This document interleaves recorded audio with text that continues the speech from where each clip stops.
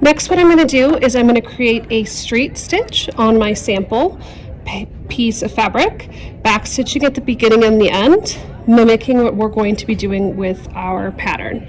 So I'm going to fold my fabric right sides together. Most fabric there is a right side and a wrong side. And I'm going to pin the edge that I'm going to be sewing with my pins facing the edge that I'm going to be sewing on, so that I can easily remove them before sewing over them. For this, I want to create a 1/4 inch seam. So I'm going to line up the edge of my fabric with the edge of my presser foot. And so when I put it in, I'm going to start with my needle down, turning my hand wheel towards me till the needle pokes through the fabric. Then I'll put my presser foot down. We are going to practice doing something called a back stitch at the beginning and the end.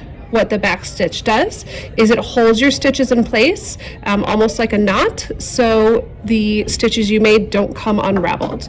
So since this first pin is pretty close to where I'm sewing, I'm going to just remove it right now. I'm going to sew 3 to 5 stitches.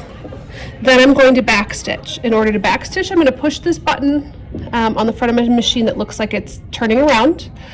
When this lights up here, it shows that the back stitch is on. When I press down on my foot pedal, the stitches are then going to go backwards.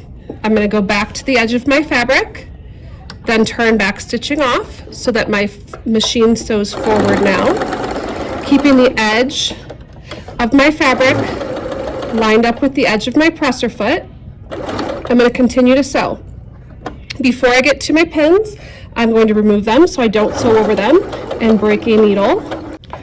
Once I get to the edge of my fabric, I'm going to do another back stitch. So I'm going to hit the back stitch button, back stitch a few stitches, and then turn it off and sew off the edge of my fabric.